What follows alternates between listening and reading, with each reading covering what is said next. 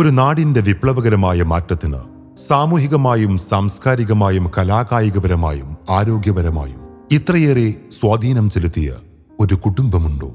കല്ലായി കുടുംബം. 900-ന്റെ തുടക്കം. സ്വതന്ത്ര ഭാരതത്തിന് മുമ്പ് നാട്ടിലെങ്ങും ലഹളകളും ബ്രിട്ടീഷ് അധിനിവേശത്തിനെതിരെയുള്ള ചെറുത്തുനിൽപ്പും അതിരൂക്ഷമായി തുടരുന്ന കാലം. അന്ന് തിരുവിതാംകൂറിൽ നിന്നും മധ്യ തിരുവിതാംകൂറിൽ നിന്നും നിലമ്പൂരിലേക്കുള്ള കുടിയേറ്റം ആരംഭിക്കുന്നതിന് മുമ്പ് ഇങ്ങ് മലബാറിന്റെ പല ഭാഗങ്ങളിൽ നിന്നും നിലമ്പൂരിലേക്കുള്ള കുടിയേറ്റം ആരംഭിച്ചിരുന്നു. അന്ന് മഞ്ചേരിയിൽ നിന്നും കല്ലായി സഹോദരങ്ങൾ എന്നറിയപ്പെട്ടിരുന്ന കല്ലായി കുഞ്ഞമ്മദും മൊയ്യനും മൊയ്തീനും മാനും കച്ചവടത്തിനായി നിലമ്പൂരിലേക്ക് കുടിയേറി. കച്ചവടത്തിൽ അതീവ വൈദഗ്ധ്യമുണ്ടായിരുന്ന കല്ലായി സഹോദരങ്ങൾക്ക് നിലമ്പൂരിലെയും ചുങ്കത്തറയിലെയും കച്ചവട സാധ്യതകൾ മുൻകൂട്ടി തിരിച്ചറിയാൻ സാധിച്ചു. ആദ്യകാലങ്ങളിൽ പലചരക്ക് വ്യാപാരവും മരുന്ന് വ്യാപാരവും തുടങ്ങി. പിന്നീടവർ സാമൂഹികവും സാംസ്കാരികവും മതപരവുമായ ഒട്ടേറെ വികസന പ്രവർത്തനങ്ങൾക്ക് നേതൃത്വം നൽകി. ഇതിന് ഉദാഹരണമാണ് നിലമ്പൂരിലെ സുന്നി പള്ളിയും മദ്രസയും കല്ലായി സ്കൂളും. കല്ലായി സഹോദരങ്ങളിൽ കല്ലായി കുഞ്ഞായ്മത് നിലമ്പൂരിലെ മലബാർ ഡിസ്ട്രിക്ട് ബോർഡ് ഹോസ്പിറ്റലിൽ കോൺട്രാക്ടറായി ജോലി നോക്കിയിരുന്ന കാലത്താണ് ആദ്യ ഭാര്യയുടെ മരണം. ശേഷം അദ്ദേഹം മങ്കടക്കടുത്ത് വെള്ളിയിലെ തൈരേങ്ങൽ കുടുംബത്തിലെ കദീയക്കുട്ടിയുമ്മയെ വിവാഹം ചെയ്തു. അവരും അതേ ആശുപത്രിയിൽ തന്നെ മിഡ്വൈഫ് തസ്തികയിൽ ജോലി നോക്കിയിരുന്നു. അവർക്ക് 2 മക്കളുണ്ടായിരുന്നു, പാത്തുമ്മയും മൊയ്തീൻ കുട്ടിയും. 1921 മലബാർ കലാപം കൊടുമ്പിരിക്കൊണ്ടിരുന്ന കാലം. ആയുധധാരികളായ ബ്രിട്ടീഷുകാർ നാടെങ്ങും നടന്ന് നിരപരാധികളായ മാപ്പിളമാരെ തിരഞ്ഞുപിടിച്ചു കൊന്നുകൊണ്ടേയിരുന്നു. അന്ന് നിറഗർഭിണിയായ തന്റെ മകൾ പാത്തുമ്മയുടെ മുമ്പിൽ വെച്ച് കുഞ്ഞായ്മദിനെ ഇന്ന് യൂണിയൻ ഹോട്ടലിരിക്കുന്ന സ്ഥലത്ത് വെച്ച് ബ്രിട്ടീഷുകാരുടെ തോക്കിന് മുമ്പിൽ പിടഞ്ഞു മരിക്കേണ്ടി വന്നു. ഇത് കണ്ടുനിന്ന പാത്തുമ്മയും ഒരു പെൺകുഞ്ഞിന് ജന്മം നൽകി ഈ ലോകത്തോട് വിട പറഞ്ഞു. നടുറോട്ടിൽ ചേതനയറ്റ് കിടന്നിരുന്ന തന്റെ ഭർത്താവിന്റെ മയ്യത്ത് സ്വയം മറവ് ചെയ്യേണ്ടി വന്നു കദീയക്കുട്ടിയുമ്മക്ക്. ഒരേ സമയം തന്നെ ഭർത്താവും മകളും നഷ്ടപ്പെട്ട കദീയക്കുട്ടിയുമ്മക്ക് പക്ഷേ ആ ആഘാതത്തിൽ നിന്നും കരകയറാൻ അധികം സമയം വേണ്ടി വന്നില്ല. അറിവാണ് ഒരു മനുഷ്യനെ പൂർണ്ണനാക്കുന്നതെന്ന് അന്നേ മനസ്സിലാക്കിയ കദീയക്കുട്ടിയുമ്മ തന്റെ മകനെ ആവുന്നത്ര വിദ്യാഭ്യാസം നൽകി വളർത്തി. അതിനോടൊപ്പം തന്റെ മുമ്പിൽ വരുന്ന നിരാലംബരും ആരോരുമില്ലാത്തവരായ കുട്ടികളെ കല്ലായി കുടുംബത്തോട് ചേർത്ത് പിടിക്കുകയും അവർക്ക് ആവശ്യമുള്ളതെല്ലാം നൽകുകയും ചെയ്തു. പിന്നീട് അവർ കല്ലായി കുടുംബ പേരിൽ തന്നെ അറിയപ്പെടുകയും ചെയ്തു. അങ്ങനെ കദീയക്കുട്ടിയുമ്മ തന്റെ കർമ്മമണ്ഡലത്തിലും ആതുര സേവന രംഗത്തും കൂടുതൽ ശോഭിക്കുകയും ജനകീയമാവുകയും ചെയ്തു. അങ്ങനെ അവർ ആ നാട്ടിലെ ചീക്കിലുമ്മയായി. 1899 കല്ലായി മൊയ്തീൻ കുട്ടിയെന്ന നമ്മുടെ വെല്ലിപ്പയുടെ ജനനം. മഞ്ചേരി ബോയ്സ് ഹൈസ്കൂളിൽ പഠിക്കുന്ന കാലഘട്ടത്തിൽ തന്നെ കലാകായിക രംഗങ്ങളിൽ തന്റേതായ വ്യക്തിമുദ്ര പതിപ്പിച്ച അദ്ദേഹം പഠനശേഷം മദ്രാസ് ഫോറസ്റ്റ് ഡിപ്പാർട്ട്മെന്റിൽ ഡെപ്യൂട്ടി ഫോറസ്റ്റ് റേഞ്ചറായി തന്റെ തൊഴിൽ ജീവിതം ആരംഭിച്ചു. നരിനായാട്ടും പുഴയിലെ മത്സ്യബന്ധനവുമായിരുന്നു അദ്ദേഹത്തിന്റെ ഇഷ്ടവിനോദങ്ങൾ. ഒരിക്കൽ നെല്ലിക്കുത്തിലുള്ള തന്റെ ഫോറസ്റ്റ് ഓഫീസിലേക്കുള്ള യാത്രാമധ്യയാണ് വെല്ലിപ്പ അവരെ ആദ്യമായി കാണുന്നത്. കരഞ്ഞു കലങ്ങിയ കണ്ണുകളും മുഷിഞ്ഞ വേഷവും ഒരു കുടുംബത്തിന്റെ മുഴുവൻ വിഴുപ്പുപാണ്ഡവും പേറിയ ആ കൗമാരക്കാരിയോട് ചീക്കിലുമ്മയുടെ മകന് ആദ്യം തോന്നിയത് അനുകമ്പയായിരുന്നു. പിന്നീടുള്ള അദ്ദേഹത്തിന്റെ ദൈനംദിന യാത്രകളിൽ അതൊരു പതിവ് കാഴ്ചയായിരുന്നു. ഒരിക്കൽ എന്തിനാണ് കരയുന്നതെന്ന അദ്ദേഹത്തിന്റെ ചോദ്യത്തിന് പക്ഷേ അവർ മറുപടിയൊന്നും പറഞ്ഞില്ല. ദിനംപ്രതി അവർ അനുഭവിച്ചു പോരുന്ന രണ്ടാനുമ്മയുടെ ക്രൂരതകൾ അറിഞ്ഞ വല്ലിപ്പാക്ക് അവരെ വീണ്ടും ആ ക്രൂരതകളിലേക്ക് തള്ളിവിടാൻ കഴിയുമായിരുന്നില്ല. നടന്ന കാര്യങ്ങളത്രയും വല്ലിപ്പ ചീക്കിലുമ്മയെ അറിയിച്ചു. കല്ലായി കുടുംബത്തിന്റെ മരുമകളായി ഏറ്റെടുക്കാൻ നിറഞ്ഞ ഹൃദയത്തോടെ ചീക്കിലുമ്മ തയ്യാറായി. അങ്ങനെ കല്ലായി മൊയ്തീൻകുട്ടി ഫോറസ്റ്ററും കേലന്തൊടി ബീയക്കുട്ടിയുമ്മയും തങ്ങളുടെ ജീവിതയാത്രയിൽ ഒന്നിച്ചു. കല്ലായി മൊയ്തീൻകുട്ടി ഫോറസ്റ്ററുടെ ഔദ്യോഗിക കാലഘട്ടത്തിലാണ് നിലമ്പൂർ ഫോറസ്റ്റിൽ ചില സുപ്രധാന വികസന പ്രവർത്തനങ്ങൾ നടക്കുന്നത്. അതിൽ അമരമ്പലം റേഞ്ചിൽപ്പെട്ട പടുക്ക, എഴുത്തുകല്ല്, നെല്ലിക്കുത്ത് എന്നിവിടങ്ങളിലെ തേക്ക് പ്ലാന്റേഷനും നെടുങ്കയം ആനപരിശീലന കേന്ദ്രവുമെല്ലാം എടുത്തു പറയേണ്ടവയാണ്. നെടുങ്കയം ആനപരിശീലന കേന്ദ്രത്തിൽ നിന്നും പരിശീലനം ലഭിച്ച ഫ്രാങ്ക് എന്ന കൊമ്പനാനയെ അമേരിക്കയിലേക്ക് അയച്ചത് അന്ന് വാർത്തകളിൽ നിറഞ്ഞു നിന്നിരുന്നു. ഉപ്പടയിലെ ചാത്തമുണ്ടയിൽ കല്ലായിക്കളത്തിൽ ജോലി ചെയ്തിരുന്ന തന്റെ തൊഴിലാളികൾക്കും പള്ളിക്കും വേണ്ടി കല്ലായി കുടുംബം സ്ഥലം വിട്ടു നൽകി. അതുകൊണ്ട് നിലമ്പൂരിന്റെ ചരിത്രം പറയുമ്പോൾ കല്ലായി മൊയ്തീൻകുട്ടിയുടെ പേര് പരാമർശിക്കാതെ മുന്നോട്ടു പോകാൻ കഴിയില്ല.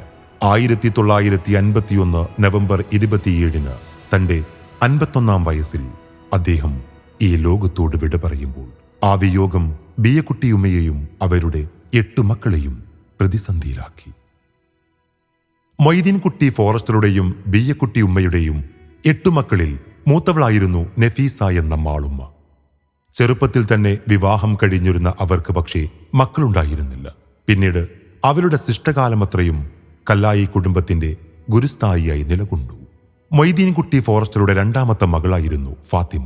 മലബാറിലെ മുസ്ലിം പെൺകുട്ടികൾ വിദ്യാഭ്യാസത്തിൽ ഒട്ടും തന്നെ പ്രാധാന്യം കൊടുക്കാതിരുന്ന കാലത്ത് മാനവേദന സ്കൂളിലെ ആദ്യ മുസ്ലിം പെൺകുട്ടിയായിരുന്നു ധീരയായ ഫാത്തിമ. കൽപ്പറ്റയിലെ ആയങ്കൽ തറവാട്ടിലെ കുഞ്ഞമ്മതാണ് ഭർത്താവ്. അദ്ദേഹം ബ്രിട്ടീഷ് ഭരണകാലത്ത് MSPയിൽ ജോലി ചെയ്തിരുന്നു. കൽപ്പറ്റയിലെ രാഷ്ട്രീയ, സാമൂഹിക, വ്യാവസായിക രംഗത്ത് സ്ഥിര സാന്നിധ്യമായിരുന്നു അദ്ദേഹം. PSPയിലും സജീവ പ്രവർത്തകനായിരുന്നു. കൃഷ്ണമേനോൻ, ജിനചന്ദ്രൻ, വീരേന്ദ്രകുമാർ, PR കുറുപ്പ്, M കമലം, അരങ്ങിൽ ശ്രീധരൻ എന്നീ പ്രമുഖരുമായി നല്ല വ്യക്തിബന്ധം പുലർത്തിയിരുന്ന അദ്ദേഹം കൽപ്പറ്റയിലെ പൗരപ്രമുഖനായിരുന്നു. 1932 ജൂൺ 15 കല്ലായി കുഞ്ഞഹമ്മദിന്റെ ജനനം. മാനവേദൻ ഹൈസ്കൂളിലെ പഠനകാലത്ത് തന്നെ ഫുട്ബോൾ കളിയിൽ അതീവ സമർത്ഥനായിരുന്നു. കായിക രംഗത്ത് ഒട്ടേറെ നേട്ടം കൈവരിച്ചിരുന്ന അദ്ദേഹം പഠനശേഷം പഞ്ചായത്തിൽ ക്ലർക്കായി ജോലി ചെയ്തു. മാനവേദൻ സ്കൂളിലെ കായികാധ്യാപകനായിരുന്ന നിലമ്പൂർ കോവിലകത്തെ വിജയൻ തിരുമുൾപ്പാടുമായുള്ള വ്യക്തിബന്ധം അദ്ദേഹത്തെ ഒരു പോലീസുകാരനാക്കാൻ സഹായിച്ചു. കോഴിക്കോട്, തിരൂരങ്ങാടി, തിരൂർ, താനൂർ, കൊണ്ടോട്ടി, അരീക്കോട്, മലപ്പുറം, തിരുവമ്പാടി, മുക്കം, കസബ എന്നിവിടങ്ങളിൽ ജോലി നോക്കി. കൊണ്ടോട്ടിയിൽ സബ് ഇൻസ്പെക്ടറായിരുന്ന സമയത്താണ് മദ്യപിച്ച് ലക്കുകെട്ട് വന്ന അതേ സ്റ്റേഷനിലെ തന്നെ ഒരു കോൺസ്റ്റബിളുമായുള്ള മൽപിടുത്തത്തിൽ 1989 ഒക്ടോബർ 22 അദ്ദേഹം മരിക്കുന്നത്. അദ്ദേഹത്തിന്റെ മരണം കേരള രാഷ്ട്രീയത്തിൽ കോലിളക്കം സൃഷ്ടിച്ചിരുന്നു. ആദ്യ ഭാര്യ ഫാത്തിമയുടെ മരണശേഷം റഹ്മാബിയെ വിവാഹം ചെയ്ത അദ്ദേഹത്തിന് 6 മക്കളാണ് ഉണ്ടായിരുന്നത്. 1935 ഒക്ടോബർ 21 കല്ലായി അബൂബക്കറിന്റെ ജനനം. നിലമ്പൂർ അപ്പർ പ്രൈമറി സ്കൂളിൽ പ്രാഥമിക വിദ്യാഭ്യാസം, പിന്നീട് മാനവേദൻ സ്കൂളിൽ നിന്നും 1954 SSLC മികച്ച മാർക്കോടുകൂടി പാസ്സാവുകയും അതേ വർഷം തന്നെ എയർഫോഴ്സിൽ ചേരുകയും ചെയ്തു. കോഴിക്കോട് ജില്ലാ സ്പോർട്സിൽ മികച്ച താരമായി തിരഞ്ഞെടുക്കപ്പെട്ട അദ്ദേഹത്തെ നിലമ്പൂർ പൗരാവലി മികച്ച സ്വീകരണം നൽകി ആദരിച്ചു. മികച്ച ഒരു ഫുട്ബോൾ താരവുമായിരുന്നു അദ്ദേഹം. ഹിന്ദുസ്ഥാൻ എയർനോട്ടിക്കലിൽ ജോലി നോക്കി വന്ന അദ്ദേഹം 15 വർഷത്തോളം എയർഫോഴ്സിലും ജോലി ചെയ്തു. പിന്നീട് സിംഗപ്പൂർ ലോക്കീഡ് എയർക്രാഫ്റ്റിൽ ജോലി നോക്കിയ അദ്ദേഹം 2 വർഷത്തോളം സിംഗപ്പൂർ എയർനോട്ടിക്കൽ സർവീസിലും ജോലി ചെയ്തു. 1987 വിരമിച്ച് നാട്ടിൽ തിരിച്ചെത്തിയ അദ്ദേഹം ചക്കാലക്കുത്ത് നൂറുൽ ഇസ്ലാം പള്ളി മദ്രസ പ്രസിഡന്റായി സേവനം നടത്തുകയും ചെയ്തു. കരുളായി സ്വദേശി പനോലൻ ജമീലയാണ് ഭാര്യ. 2 മക്കൾ. 1940 മെയ് 16 കല്ലായി ഹംസയുടെ ജനനം. നിലമ്പൂർ UP സ്കൂളിൽ പഠിച്ച് നിലമ്പൂർ ഫോറസ്റ്റ് ചീക്കിൽ ആശുപത്രിയിൽ ജോലി നോക്കിയിരുന്ന അദ്ദേഹം പിന്നീട് സിനിമയോടുള്ള അടങ്ങാത്ത ആഗ്രഹം കാരണം മദ്രാസിലേക്ക് വണ്ടി കയറി. നടൻ മധു, ഉഷാനന്ദിനി, MS ബാബുരാജ് എന്നിവരുമായി അടുത്ത വ്യക്തിബന്ധം പുലർത്തിയിരുന്നു. ഓളവും തീരവും സിനിമയുടെ നിർമ്മാണ ചുമതല ഏറ്റെടുത്തെങ്കിലും പൂർത്തീകരിക്കാനായില്ല. ഭാര്യ ചുങ്കത്ര മുസ്ലിയാരകത്ത് അസ്മാബി. ഉപ്പടയിലും നിലമ്പൂരിലും താമസിച്ച അദ്ദേഹം 2003 മാർച്ച് 16 മരിക്കുമ്പോൾ വണ്ടൂരിനടുത്ത് വെള്ളുവമ്പറത്തായിരുന്നു താമസം. കല്ലായി മൊയ്തീൻകുട്ടി ഫോറസ്റ്ററുടെയും ബിയക്കുട്ടിയുമ്മയുടെയും മകനായ കാസിം ചെറുപ്പത്തിലെ തന്നെ മരണപ്പെട്ടിരുന്നു. 1945 മെയ് 15 കല്ലായി ഖദീജയുടെ ജനനം. മാനവേദന സ്കൂളിൽ പഠിച്ചിരുന്ന കാലത്ത് തന്നെ കലാകായിക രംഗങ്ങളിൽ തന്റേതായ വ്യക്തിമുദ്ര പതിപ്പിക്കുകയും വിമോചന സമരങ്ങളിൽ പങ്കാളിയാവുകയും ചെയ്തു. 1961 ജനുവരിയിൽ കോട്ടക്കൽ ക്ലാരിയിൽ മൊച്ചിക്കൽ സ്വദേശി പൂഴിത്തറ കോമുവിനെ വിവാഹം ചെയ്തു. വിവാഹശേഷവും ഖദീജ രാഷ്ട്രീയ സാമൂഹിക രംഗത്ത് സജീവ പ്രവർത്തകയായിരുന്നു. ഭർത്താവ് കോമു കേരളത്തിലെ ഒട്ടുമിക്ക രാഷ്ട്രീയ നേതാക്കന്മാരുമായി വ്യക്തിബന്ധമുണ്ടായിരുന്നു. അദ്ദേഹം തന്റെ രാഷ്ട്രീയ ജീവിതം തുടങ്ങിയത് കമ്മ്യൂണിസ്റ്റ് പാർട്ടിയിലൂടെയാണെങ്കിലും പിന്നീട് കോൺഗ്രസിലും 1978 പിളർപ്പിന് ശേഷം കോൺഗ്രസ് എസിലും ചേർന്നു. സേവാദൾ ജില്ലാ ചെയർമാൻ, ഒതുക്കുങ്ങൽ, കോട്ടക്കൽ, തെന്നല, എടരിക്കോട് മണ്ഡലം പ്രസിഡന്റ്, KPCC മെമ്പർ, ജില്ലാ നിർവാഹക സമിതി അംഗം എന്ന സ്ഥാനങ്ങൾ വഹിച്ചു. 2012 ഒക്ടോബർ 30 മരണം. 1947 കല്ലായി ആയിഷയുടെ ജനനം. മാനവേദൻ സ്കൂളിലായിരുന്നു വിദ്യാഭ്യാസം. തന്റെ പഠനകാലത്ത് വിദ്യാഭ്യാസ രംഗത്ത് ഉയർന്ന മാർക്കോടുകൂടി പാസ്സാവുകയും കലാകായിക മേഖലകളിൽ വെന്നിക്കൊടി പാറിക്കുകയും ചെയ്തു. ആദ്യമായി ഒരു മുസ്ലിം പെൺകുട്ടി കലാതിലകമായി ചരിത്രം കുറിച്ചത് ആയിഷയിലൂടെയായിരുന്നു. എന്നും കല്ലായി കുടുംബത്തിന് ഒരു അത്താണിയായിരുന്നു കല്ലായി ആയിഷ. ക്ലാസിക്കൽ നൃത്തത്തിലും നടരാജ നൃത്തത്തിലും നാടോടി നൃത്തത്തിലുമെല്ലാം കഴിവ് തെളിയിച്ച അവർ കല്ലായി മുഹമ്മദിനെ വിവാഹം ചെയ്ത് തികഞ്ഞ കുടുംബിനിയായി മാറി. 2012 ഒക്ടോബർ 30 മരിച്ചത്. ഭർത്താവ് കല്ലായി മുഹമ്മദ് അലി അവിഭക്ത കോൺഗ്രസിലും യൂത്ത് കോൺഗ്രസിലും സജീവമായിരുന്നു. നിലമ്പൂരിലെ കോൺഗ്രസ് കെട്ടിപ്പടുക്കുന്നതിന് നിർണായക പങ്ക് വഹിച്ചു. ഉയർന്ന നേതാക്കളുമായി അടുത്ത ബന്ധം പുലർത്തിയിരുന്ന അദ്ദേഹം ചുങ്കത്ര യതീംഖാന സ്ഥാപകനും ചുങ്കത്ര ബാങ്ക് പ്രസിഡന്റുമായിരുന്നു. 2022 ഫെബ്രുവരി 1 മരണമടഞ്ഞു.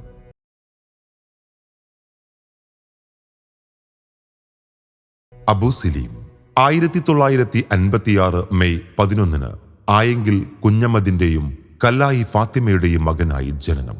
മികച്ച ബോഡി ബിൽഡറും സിനിമാ നടനുമാണ്. 1981 Mister Calicut, 1983, 1986, 1987 Mister South India, 1984, 1987 Mister India. ആദ്യ സിനിമ രാജൻ പറഞ്ഞ കഥ. തുടർന്ന് വലുതും ചെറുതുമായ അനേകം സിനിമകൾ. കേരള പോലീസ് സർവീസിൽ നിന്നും CI ആയി വിരമിച്ചു. റജീം കല്ലായി 1970 ജനുവരി 19 കല്ലായി മുഹമ്മദ് അലിയുടെയും കല്ലായി ആയിഷയുടെയും മകനായി ജനനം. ചിത്രകാരൻ, തിരക്കഥാകൃത്ത്, സാംസ്കാരിക പ്രവർത്തകൻ, കവിതാ രചയിതാവ്, ഫോട്ടോഗ്രാഫർ, ചാലിയാർ കയാക്കിംഗ് ഉപജ്ഞാതാവ് എന്നീ നിലകളിൽ പ്രശോഭിച്ച കിഴക്കൻ ഏറനാടിന്റെ പൊന്നോമന പുത്രനായിരുന്നു അദ്ദേഹം. നാടിനെ കണ്ണീരിലാഴ്ത്തി 2022 ഏപ്രിൽ 22 മരണം വരിച്ചു. ആയെങ്കിൽ അബ്ദുൽ മജീദ് 1955 ഒക്ടോബർ 31 ജനനം. മികച്ച ബോഡി ബിൽഡർ ആയിരുന്ന അദ്ദേഹം 1994 മിസ്റ്റർ ഇന്ത്യ ഫസ്റ്റ് റണ്ണറപ്പ് ആയിരുന്നു. രാജൻ പറഞ്ഞ കഥ, അങ്ങാടി, ചെക്കൻ, പുരാവൃത്തം എന്നീ സിനിമകളിൽ അഭിനയിച്ചു.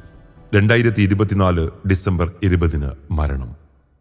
നാസർ മച്ചാൻ 33 വർഷമായി Wayanad cricket association secretary, Kerala cricket association മുൻ വൈസ് പ്രസിഡന്റ്, ചരിത്ര വിജയം വരിച്ച രഞ്ജി ടീം മാനേജർ, മുൻ ബത്തേരി ബ്ലോക്ക് പഞ്ചായത്ത് അംഗം. റീന മച്ചാൻ കല്ലായി മുഹമ്മദ് അലിയുടെയും കല്ലായി ആയിഷയുടെയും മകളായി 1975 ഒക്ടോബർ 27 ജനനം. ഭരതനാട്യം, മോഹിനിയാട്ടം, കുച്ചിപ്പുടി നർത്തകി, നിലമ്പൂർ സബ് ജില്ലാ കലാതിലകം, Calicut B zone best actress, Amrita TV വനിതാരത്നം ഫസ്റ്റ് റണ്ണറപ്പ്, എന്നെന്നും കണ്ണേട്ടന്റെ, വിലാപങ്ങൾക്കപ്പുറം, കഥ പറയുമ്പോൾ, മിന്നാമിന്നി കൂട്ടം എന്നീ സിനിമകളിൽ അഭിനയിച്ചു.